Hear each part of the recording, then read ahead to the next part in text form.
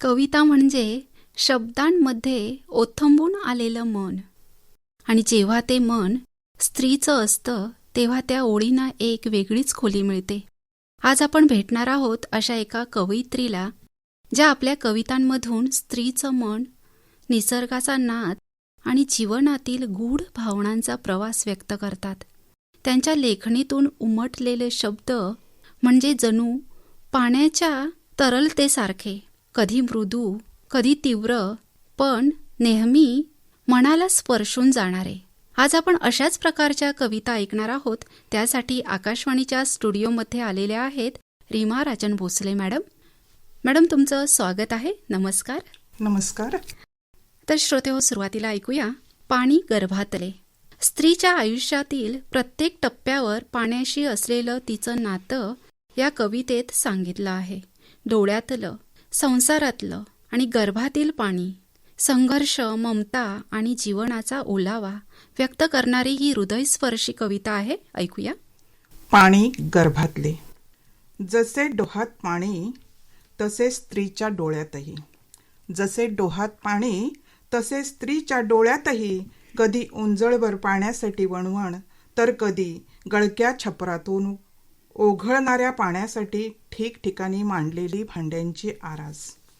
कधी मैल मैल चालत जाऊन हंडा कळशी डोक्यावर घेऊन चालणारी स्त्री, तर कधी महापुरात वाहून गेलेला संसार, पाठीला बांधलेले मूल, चुलीत शिरलेले पाणी, भिजून गेलेला संसार, सगळीकडूनच डोळ्यात पाण्याचा महापूर. बाई चालते पाण्यातून, बाई चालते पाण्यातून, भिजते पाण्यात, गर्भ सांभाळते तीही गर्भाशयातल्या पाण्यात.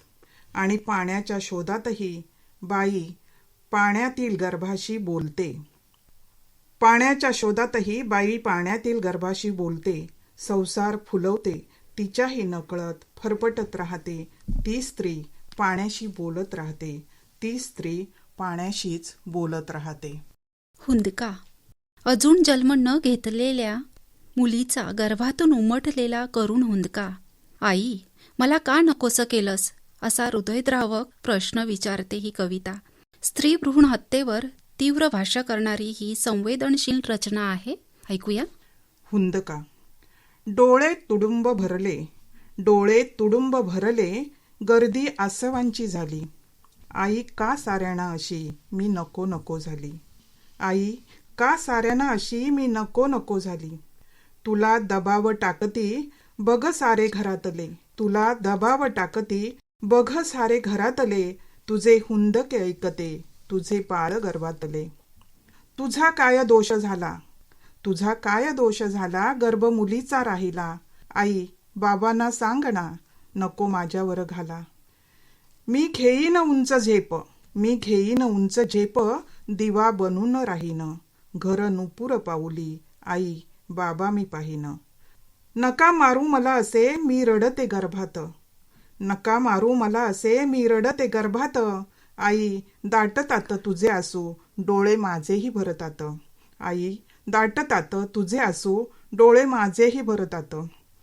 का शाप असा कोणी स्त्री जातीला ग दिला, का शाप असा कोणी स्त्री जातीला ग दिला. तुझा अंकुर उगी इथे गर्भातच कोमेजला, तुझा अंकुर उगी इथे गर्भातच कोमेजला. घन आले दाटून. मनातले घन दाटतात, भावनांचा पाऊस झरतो आणि अचानक स्त्री स्वतःच्या अस्तित्वाचा शोध घेत उभी राहते. ही कविता अंतर्मनातील वेदना आणि न बोललेल्या हुंदक्यांची कोमल अभिव्यक्ती आहे. ऐकूया. घन आले दाटून. मनातले ढग जमू लागले, मनातले ढग जमू लागले, घन ओतंबून दाटून आले. पावसासंगे आठवणींचे क्षण मोहरून झरत गेले. आभाळ दाटून आलं तरी तिचा ओलसर हुंदका दबलेला, आभाळ दाटून आलं तरी तिचा ओलसर हुंदका दबलेला. आठवणी येतात दाटून आणि व्यथा काळीच भिडलेला. डोळ्यात उभे वादळ, डोळ्यात उभे वादळ, वेढाभोवती पावसाचा, दाटलेल्या हुंदकाने सरी पाऊस आसवांचा. स्तब्ध उभी ती दारी, स्तब्ध उभी ती दारी, शोध घेत अस्तित्वाचा, दबलेल्या मनाला या कोण फोडील आता वाचा, दबलेल्या मनाला या कोण फोडील आता वाचा. डोळ्यात तुझेच रूप. प्रिय व्यक्तीच्या आठवणी मनात पावसासारख्या बरसतात. प्रत्येक क्षणी, प्रत्येक सुगंधात तोच सामावलेला आहे. विरहातही ओलावा आणि शांत प्रेम जाणवणारं कोमल भावविश्व या कवितेत आहे. ऐकूया. डोळ्यात तुझेच रूप, डोळ्यात तुझेच रूप. सरीतून बरसून गाली हळूच तू ओघळशील का, सरीतून बरसून गाली हळूच तू ओघळशील का. इंद्रधनू सप्तरंग नजरेत दीप तुझे तेवतील का. मेघा एवढा नको आवाज, मेघा एवढा नको आवाज, विझे एवढा नको प्रकाश. मंद ज्योत निरांजनातील हृदयात भरून जाई आकाश. अवखळ वाऱ्या संगे असा पाना फुलात भरून राहा, अवखळ वाऱ्या संगे असा पाना फुलात भरून राहा. अस्तित्वाच्या खुणा तुझ्या जिथे तिथे मलाच पहा. शांत शीतल मृदगंध हा, शांत शीतल मृदगंध हा तना मनात साठवून घेते. क्षणोक्षणी तुझी सख्या रे सुखसरींची आठवण येते. डोळ्यात असते तुझेच रूप, डोळ्यात असते तुझेच रूप. वेगळा आरसा लागत नाही, नजरेसमोर तूच तू उभा. इथे एकटी मी वाट पाही, नजरेसमोर तूच तू उभा. इथे एकटी मी वाट पाही. जगणे सुंदर व्हावे. जीवनाकडे आशावादी दृष्टीने पाहायला शिकवणारी कविता, जिथे माणुसकी, प्रेम आणि आनंद नांदतो. दुःख दूर पळून प्रत्येक दिवस आनंदाने फुलावा, हेच कवयित्रीचं सुंदर स्वप्न आहे. ऐकूया. जगणे सुंदर व्हावे. तुझे हासणे अमृतापरी सोन पावले उमटावे, तुझे हासणे अमृतापरी सोन पावली उमटावे. प्राजक्ताची हो उपकरण सुवासंगन व्हावे, सुवासंगन व्हावे. किलबिल पक्षी होती जागे, किलबिल पक्षी होती जागे.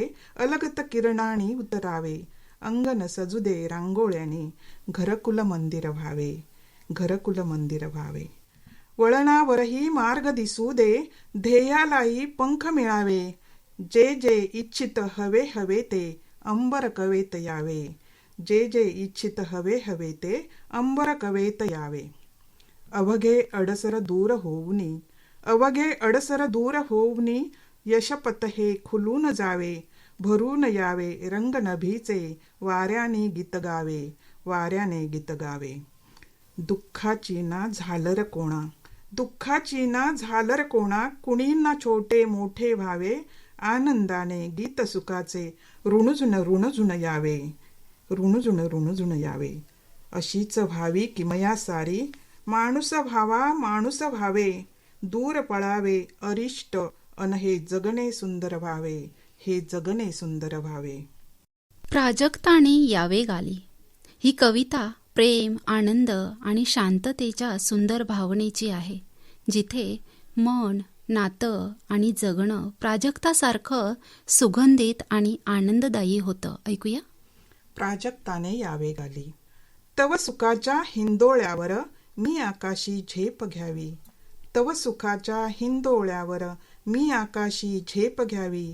किती सुखाने लोळावे पायी, काया विरुनी तुझीच व्हावी. दिठीत स्वप्ने घेऊन यावे, आनंदाने अंबर खाली. दिठीत स्वप्ने घेऊन यावे, आनंदाने अंबर खाली. अंधाराचे संपून भयते, प्राजक्ताने यावे गाली. आश्वासकही मिठी तुझी, कधी न व्हावी सात रीती. आश्वासकही मिठी तुझी, कधी न व्हावे सात रीती. अवघे तारे बिलगुन येओ, वाटावी संकटाना भीती. तुझ्या संगती फिकेच पडू दे, तुझ्या संगती फिकेच पडू दे. तारे वारे नभनी पसारे, विश्व मोखळे राहो तुझिया. तुझेच होऊन जावे सारे. अशा सुखाच्या सोबतीला, अशा सुखाच्या सोबतीला. अंकुर कोंबा तुनी फुटावे, इडा पिडा ही टळून येथे. अवघे जगणे सुखमय व्हावे, अवघे जगणे सुखमय व्हावे. माझ्यातली मी, हरवलेली मी पुन्हा स्वतःला सापडते. मनातील भीती, वेदना मागे टाकून नव्या आत्मविश्वासाने उभी राहते. आत्मशोध आणि नव्या सुरुवातीचं प्रतीक असलेली ही अंतर्मुख करणारी ही कविता आहे. ऐकूया. माझ्यातली मी. हरवले मी शोधते स्वतःला, हरवले मी शोधते स्वतःला, प्रतिबिंब हा आरसा कशाला. कालची मी तशीच आहे अजुनी, कालची मी तशीच आहे अजुनी, फिरुनी मन भिरभिरे चहू बाजूनी. कालचा सारीपाट तो संपला कधीचा, कालचा सारीपाट तो संपला कधीचा, पुन्हा नव्याने मांडला डाव उगीचा. जाणीव स्पर्शते कधीच हरवले, जाणीव स्पर्शते कधीच हरवले, मी पुन्हा नव्याने स्वतःस सावरले, मी पुन्हा नव्याने स्वतःस सावरले. भय चिंता इथे संपली आधीची, भय चिंता इथे संपली आधीची, माझ्यातली मी उरले कधीची, माझ्यातली मी उरले कधीची. पुन्हा नव्याने. जीवनातील अनेक अभिनय साकारताना हरवलेलं स्व पुन्हा सापडावं, स्वतःसाठी जगण्याची जाणीव व्हावी, हे तिचे मर्म आहे. ऐकूया. पुन्हा नव्याने. वाटे नव्याने शोधावे नसे ठाव ते ठिकाण, वाटे नव्याने शोधावे नसे ठाव ते ठिकाण, कधी शोधावे स्वतःला अंतरीची ती खूण. कधी नाही विचारले, कधी नाही विचारले काय हवे स्वमना, नाना भूमिक घेऊन सावरले सर्वजना. आता कळले मजला, आता कळले मजला, परी उशीर जाहला, अपेक्षांचे ओझे असे पुन्हा पुरा संसार लादला, पुरा संसार लादला. नाही जगले स्वतः, नाही पारकले कुणी, नाही जगले स्वतः, नाही पारकले कुणी, रोज नव्याने जन्मले कुठे राहिले नाऊनी, रोज नव्याने जन्मले कुठे राहिले नाऊनी. थोडे थांबावेसे वाटे, थोडे थांबावेसे वाटे, नाही उरले हे त्राण, माझ्या नसलेपणाची, माझ्या नसलेपणाची येवो सगळ्यांना जाणं, येवो सगळ्यांना जाणं. श्रोते हो, या सर्व कवितांमधून उमटतं, स्त्री ही फक्त सहन करणारी नाही, तर नव्याने जगणारी शक्ती आहे. ती रडते, भिजते, सावरते आणि पुन्हा उमलते. तिच्या प्रत्येक ओळीत वेदना आहे, पण त्यातच एक प्रकाशही आहे.